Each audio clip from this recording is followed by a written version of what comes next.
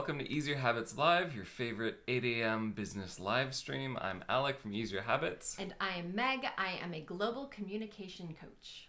All right, and we did not get to our goals for this new year yesterday because we're still picking apart all the things we learned from a marketing consultant. So if you've been wondering about getting a marketing consultant, that is a good reflection on the prep work we did beforehand and then what we got out of our first meetings. Yeah, it was very useful. But before we get into our goals for this new year, I've got a communication tip. And this one is for native English speakers. Now, I know that most people, again, in the global economy will end up speaking English. And so you don't necessarily need to learn another language outside of whatever Spanish or French you may have studied in high school because it was a requirement. But if you are working with people from around the world, I highly recommend that you at least try to learn something of a new language. Duolingo offers so many different programs for free. And just the act of going through and trying to understand not only a language that isn't yours, but a culture as well that isn't yours will give you a whole new perspective on the interactions you have with people around the world. It's one thing to say like, oh, I'm empathetic. I listen to people. I know, other cultures and everything like that. I don't need to learn their language. But there's something that you just will not understand about a culture until you've really dived into the language. And you don't have to become a polyglot. You don't even have to become fluent. But I think just having that appreciation for how hard it is for non-native speakers, and then being able to meet them on their, brainwave, their way of thinking, is going to be useful in any interactions that you have. So that's my tip for today. Try to study another language, and try to engage in that other language and see what happens. Yeah. The other day at the park, our youngest son was engaging with another kid who clearly had an accent, and his mom was talking to him in something that sounded Slavic. And Gabe has not really learned another language. When he lived in Japan, he picked up a little bit naturally, but he's pretty much forgotten it. Well, and I can, I'll tell him certain things in Japanese, and he'll understand me, but he'll never respond in Japanese, so... And so when this kid was talking, he was talking with an accent, which is fine. You could understand him perfectly, but talking a little bit slower sometimes when there was a more difficult concept. And so our youngest would keep interrupting him, and he got really frustrated. I could watch that. And so just that dynamic of, right? I have learned a language. I know how frustrating it can be to try and form your thoughts in a new language, how it takes more time and all of that empathy. And so just having that trained into you, realizing how much time it can take to form a sentence, was something totally missing from our youngest because he didn't have that experience. Yeah. Well, and it's one thing too with these live streams that we've been doing, right? We've been speaking at a regular speed, and it's been just kind of us going back and forth, and it's really fun and crazy and blah, blah, blah. Right. So that's my fast, excited English. And I actually know that some of my associates, friends, clients, people from this Japanese group have actually started watching some of our live streams. Yay! Thank you. Hi. Global QR Koku, you are the best. And it's a really good, exercise for them. But even, some of the best English speakers there can only understand about 70 to 80% of what we say. And that's one of the things that, I know this isn't necessarily specifically for non-native English speakers, but that is who I deal with every day. And so there's something, if I want them to be able to have this be accessible to them, I need to moderate my language. I need to think about how I'm speaking and how fast I'm speaking, how articulate I am on this. And so, gauging how much I want to do that and make this available, or if it doesn't matter, right? So it's something just to be cognizant of, right? Make the active choice. And I think that's good. Yeah, my audience is definitely English speakers, native English speakers. Yes, so it's true. This has a different context, but I think also as a native English speaker, they probably do have resources for non-native English speakers who, where things are a little slower and clearer. And I hear you doing that with your clients. But it is also really powerful, I think, to have those experiences where you understand 70 or 80%. Because if you understand 100%, you're not learning. Yes, it's true. It's so true. And so, yes, it's the N+1 theory of language learning, right? So you should always be exposing yourself to just a little bit harder than you're comfortable with. Because again, if you're at your comfort level, then it's too easy. You're not learning, you're not growing. And so you just kind of +1 to whatever your current level is when you're learning something new. I think there is also a time, though, when you don't need to be learning something. You want to be doing something. Yeah. So, again, it's the time for everything. Yeah, I don't know. Interesting stuff. Yep.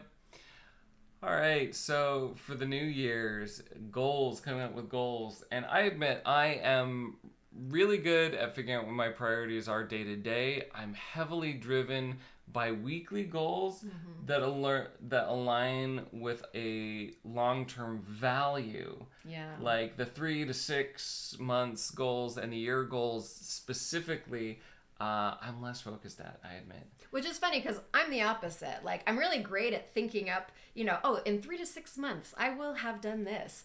But thinking about, okay, how do I break that down in a day-to-day thing and connect those two? That for me is the struggle. Do you find your 3 to 6 month goals actually happen? Like you meet them? Not always. Sometimes I do. I don't have a problem making that goal. Like, it's not the making the goal that's the problem. It's that the engine of change and accomplishing for me on like the weekly level is the best. Like trying to change up things every day. I mean, it's good to learn from every day, but trying to do something just for a day isn't really long enough to practice it. Whereas like trying a new habit for a week is enough for me to figure out. It may not be completely automatic by the end of the week, but it's enough for me to see like whether that works, whether it needs a tweak, etc. And so that's why the weekly cadence is a little bit better. Yeah. Well, and it really depends on what the thing is for me.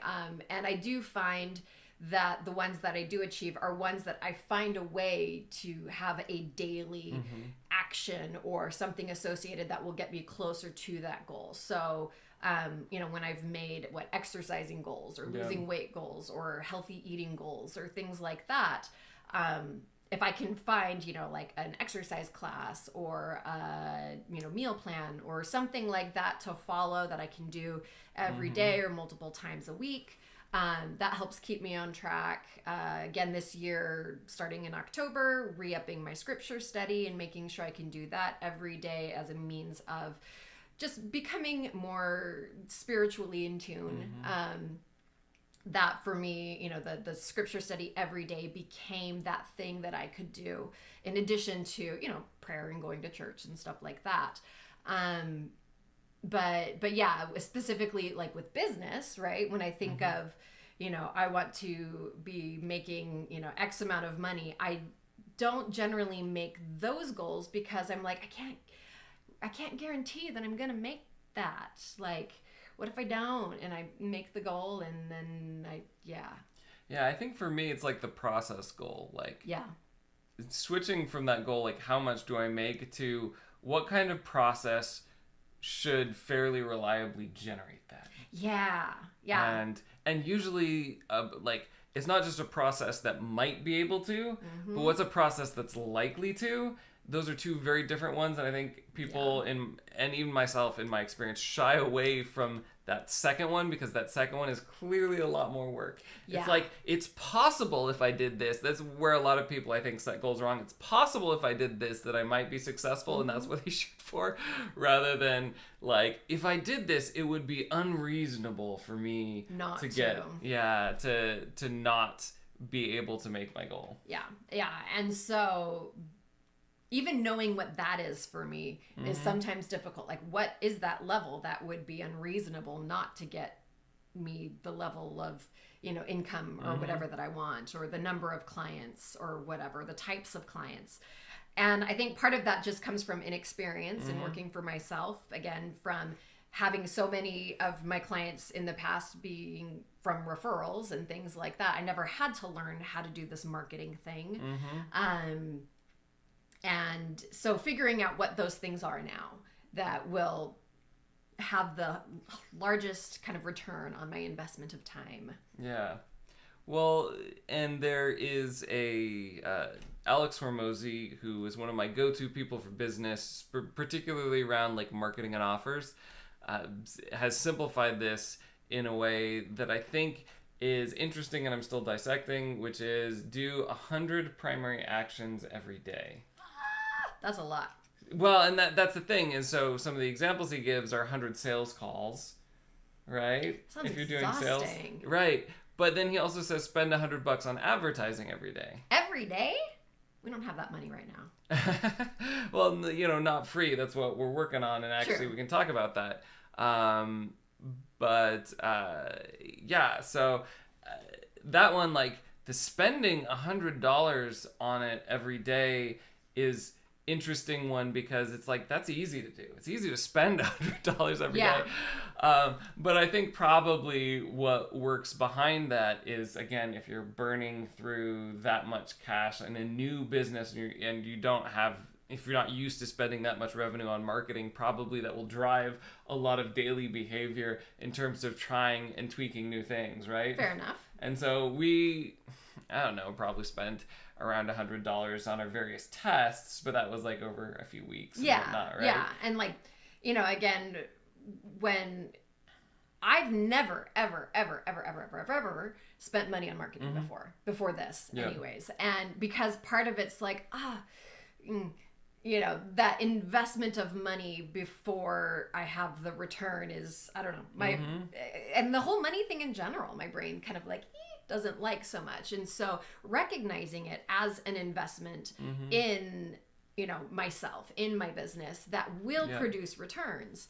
And so that's been a new mindset shift for me, but also I think it's, again, good what we talked about yesterday, to be able to have had the experience of doing it on our own so that as we invest more, that money will go farther, right? We will be more effective. It won't just be throwing money at the problem, right? We'll be able to know the steps to take to have that money actually be effective. Yep. So. Well, and I think it drives action once you start doing that. When you actually, one of the advantages of just running a marketing test, and probably for a lot of new businesses, it will be very similar to ours, where it's like little to no result from marketing, but then all of a sudden you understand, I don't understand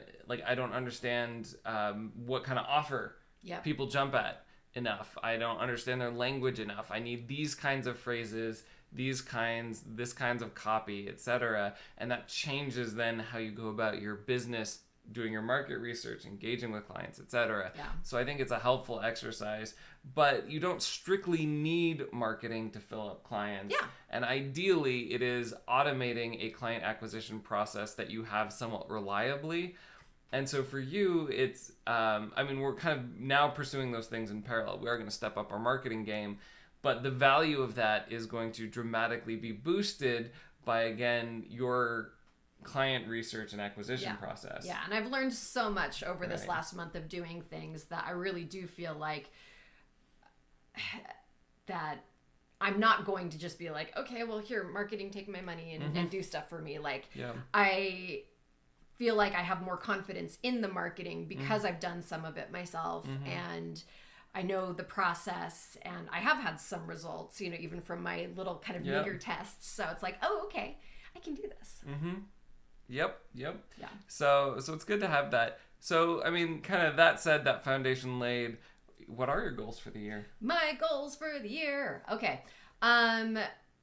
So again, I don't like to put, a number on things or whatever, but I want to now, because that's going to make sure that I actually follow through. So I believe we had decided on 20 clients, 20 right? clients. For a full work. So that's my goal, is to have a full docket, whatever it's called, full schedule, with 20 clients that I can regularly replace as I finish, working with one. And that seems like scary to me, because I'm like, 20 clients, can I handle that? It's not like I haven't in the past. Right. I mean, between like courses and individual tutoring, like I've had even more than that.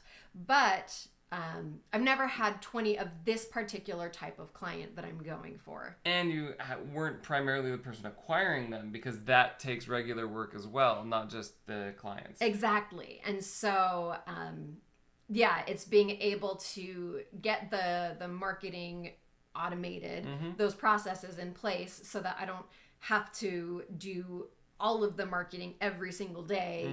I'll have some funnels and things that will work for me so that I can work with my clients. But to have 20 of them. So. And then at that point, what do you do? Endure to the end. No, sorry. Sorry. Yeah. Okay, what do I do at 20 clients? Raise your rates. Oh, that's fun. Raise your rates, develop products from the clients that you have. So that's one of the big things, right. is I want to be able to develop products, again, that will allow me passive income. And to be able to work with, that gets the benefit from people who can't yet afford your services, etc. Yeah, my top tier in person, you right. get like all of me versus, the content that I have, right? And so I think part of it is trying to like reframe, okay, I have to get some content out there so people know who I am, understand what I can do, and that I do provide value, and then get those clients, and then I can continue putting out content for those who either aren't ready or don't have the budget for the really intense stuff. So kind of the DIY, DWI, whatever. Yeah, done.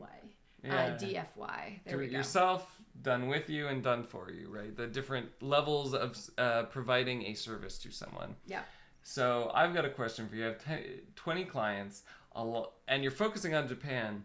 Do you have 20 hours in the week that overlap with Japan enough to actually be able to fill those spots? And that is one of the things that I've been thinking about lately, actually, because especially right now, it's a little bit easier in summer, just because once we have daylight savings time, which Japan does not have, our schedules match up just a little bit nicer. But for now, if I think, okay, well, it really depends on a lot of factors. Can I find people who are willing to do evening classes, which would be early morning for me? Can I find, or am I willing to put in my evening hours or, late afternoon hours for their morning? Now that you are handling dinner, that's a little bit more of a, possibility, but I've got kids in the afternoon. So this is all stuff I kind of have to balance out and think about. And, then like Saturday work and stuff, and I don't work on Sundays. So there's that. I'm not sure if I have a full 20 hours, which means that I'll need to find some people, at least in the States, with whom I could work. And that way we have more kind of overlapping time. Yep. So, I would block out time on your calendar just to see like what could you do to make sure that like you could fit in 20 clients with the right time, and we can make adjustments in terms of our personal schedules. So that's getting the 20 clients. All right, I'm kind of curious about how many messages did you send out to people yesterday, and you can include content posts. Yes. Oh, I can include content posts. Sweet. Right. Okay, so I posted to LinkedIn, Instagram, Twitter, Facebook on a couple of different places. I posted to a couple of different groups on LinkedIn. And then I posted to individuals. So like at least 20. Mm-hmm. So yeah, I mean, it's not 100. Mm-hmm. So, and that's kind of why I said, 100 primary actions every day. But it was something. Mm-hmm. And then if you count my in-person course where I talk to people, Mm-hmm. and an amazing person, Hiromi-san, actually had watched our video yesterday. And so he was talking about it in the beginning of that class. So, everyone who was in the room got to hear about it. So if you count all of them, I would count that as one point of contact. okay, 1 point of That's contact. you produced, did one message or one lesson. Got it. Yeah. Okay. Yeah, that's fair. So yeah, I would say probably about 20. So, and this is where, like, I have the questions about the Alex Hormozy 100 a day. I think a lot of people hear that and they're just like, I can't do that. This is not for me. Mm-hmm. And so the question is like, all right, how can you move towards 100? Yeah. And, what would it take? Is there a way you could, reach more people? You could be less precious with it. Is there, et cetera. And I've tried this a couple of times. And mostly, I found, for instance, like Twitter, commenting on people's tweets. That's right. Was like one way that I could hit that mass. I could comment on a bunch of stuff on LinkedIn, which is like a little bit more my speed, but like I did have to change my tactics just to be able to try and hit that volume. But my Twitter account is still like 18 followers or something like that. Super small, and so I haven't really regularly invested in that. I probably, if I hit 100 every day, I would, between just getting more eyeballs on my stuff, but also the learning that would happen as I hit 100 and like I'm still only 8 followers. Yeah. Right? What could I do? Like what are successful tweets? How could I tweet more like that? How to, doing research, etc. So it's not just doing volume. There's some cadence of reflection. Yeah. But so what seems like a reasonable goal to be up from 20?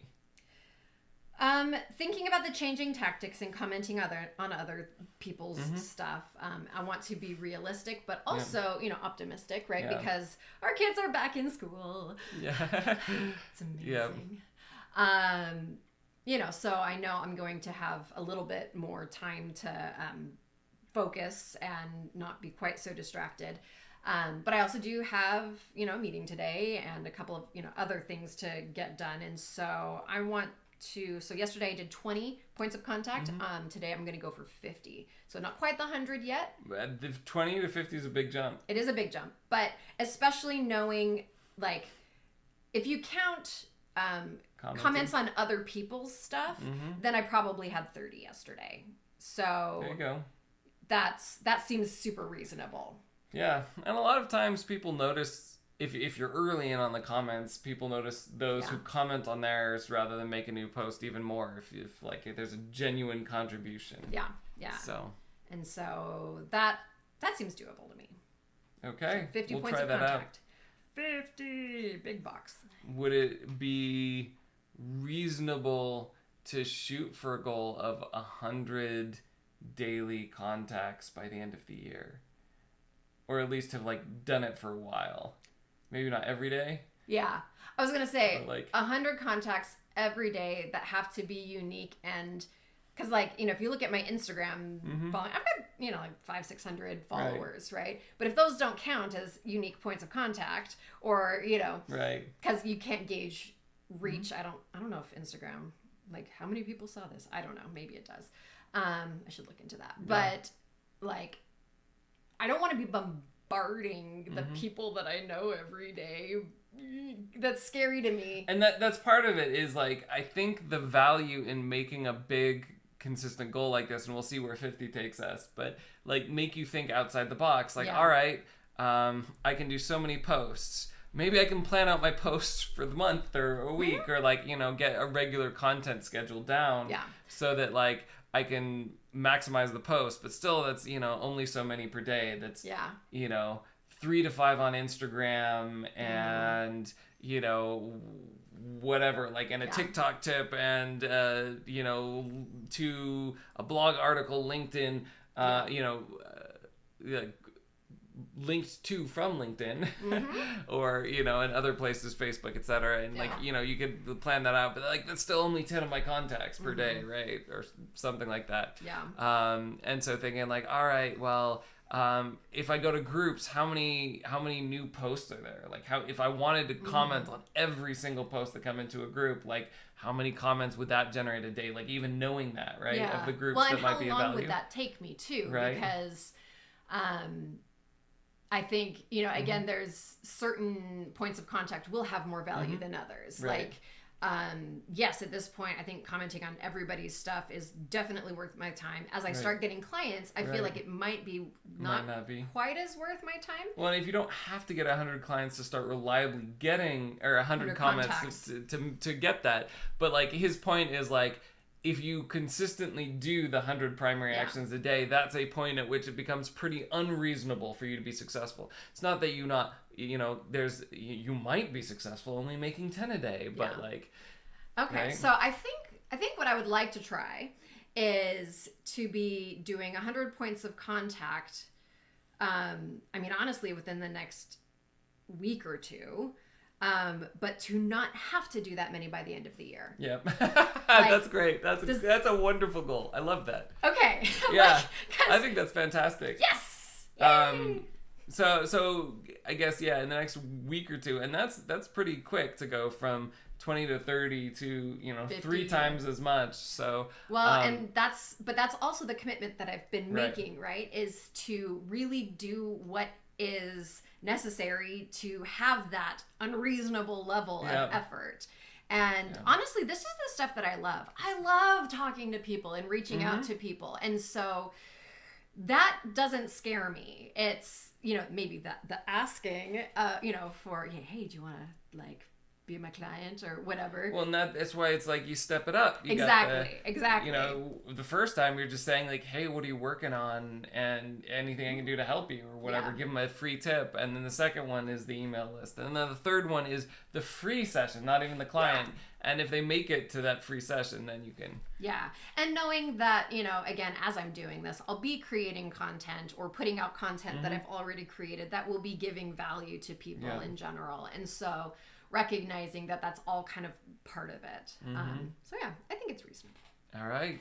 That's great. So I love it. Yeah. And I love the being able to do it. And then by the end of the year, not having to do it. Yeah. That's great. And I think that second end of the year, right, will be about if you get to 100 and you can do that on a consistent basis.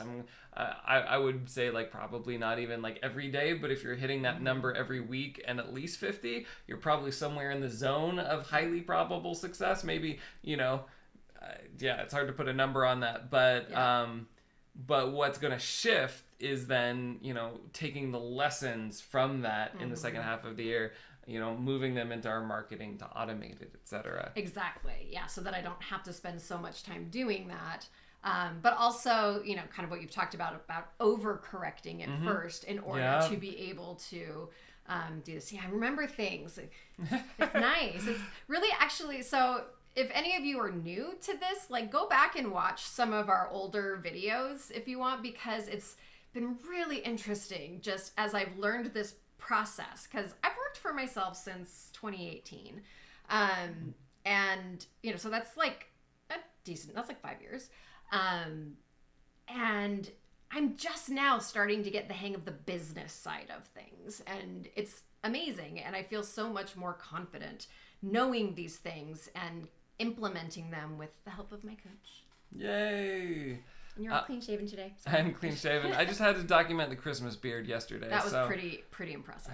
I had my Christmas beard and then I shaved it off using a beard trimmer, not going straight for the razor this time, which was much easier. I'm glad.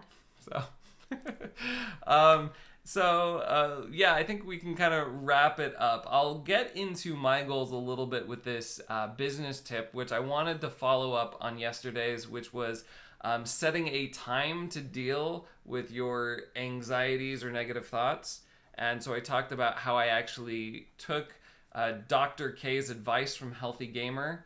I need to put the link in the description for that video, actually, from a video that about, you know, time boxing your negative thoughts, and how there's an advantage not only to having a time prepared to deal with that, where you can prepare for it and put yourself in a better state intentionally so that you're in a place where you can productively engage with them. But there's like just as much value in spending the rest of the week like telling your brain you don't have to engage and you don't have to think about, you know, the anxiety, that fear, the frustration. The moment it pops up, you can just recognize like, oh, I'm feeling this. If I need to, I can take a walk or whatever, but I don't have to fix this or process this. I can just let it be. And so there was value in both of those. But specifically what I was getting into on Saturday was the fact that I have like backup plans, fail safe for if what I'm doing isn't working. And I know exactly what that looks like. Right. And so, and that's something I sometimes do with clients. I ask them to think through a wide range of possibilities. So like, what's your best case scenario? What's the best thing that could happen? You know, what's the worst? And then I have them chart out like likely middle paths, right? Because like chances are the best and the worst case are actually rather improbable. And, you know, so usually, for instance, when I worked with a company launching a new product, you know, they had in their head, like, we're going to launch this and it's going to be, you know, productive from day one or something like that. It's going to be making money from day one, you know, and then the worst case would be like, nobody at all buys this. And they do enough work that like somebody would buy it, but be losing a little bit of money or breaking even. And like those were the scenarios that they very rarely planned for that are harder to make those calls. So you want a variety. But what I've been anxious about was realizing like, all right, we have these goals for your success, but like what happens in 6 months or a year where we've invested a lot of marketing into this? What happens if it doesn't work? And what's the fail-safe plan? Well, and you talked about that on Sunday, right? And just kind of going through that and realizing that I didn't have one. I was just kind of, you know, throwing things at the wall hoping something was going to stick. And so, you know, you brought up, you know, okay, we might need to have a hard conversation here. But actually for me, it was really, really good because it was able to help me frame what I'm doing now with a little bit more urgency, which I can always use. But also see like, okay, you know, we're going to do all of this. What happens at the end of 6 months? Well, if I can get to the point where I'm doing, you know, 100 points of contact a day and it's still not getting me something within 6 months, it's unreasonable for me to continue. That's the definition of insanity, right? Doing the same thing, hoping for the same results. And so, you know, we're still not entirely sure what that's going to look like, but again, you know, you stepping up, me stepping back and figuring out, okay, well, how could I support you in the work that you're doing? Let's get into that more tomorrow. Camera's almost dead, so let's wrap this up quickly. But the business tip, right, is to prepare yourself for a hard conversation if you're going to deal with your anxieties, but also if an action item from thinking through the anxieties involves taking them to somebody else. Give them a heads up, like, hey, when can we have this hard conversation? And Meg, bless her heart, was like, I can do it now. But she had that agency and could prepare for it. It actually turned out not to be that hard. And it is something like I do naturally with clients. It's just a little bit harder to go to my wife and say, so what are we going to do if you fail? Like that was like so much harder, like so much easier with a client. And like, great, I love your success plans, but like, you know, what's your backup plan? What's the worst case scenario? And how can we be prepared so that no matter what happens, you're ready and you know what you need to do? But that was a little harder in this case. So whenever you're going to do something for yourself or with somebody else that's going to be hard, give yourself a heads up, give yourself a little potential lead time. All right. Thank you. All right. Until tomorrow.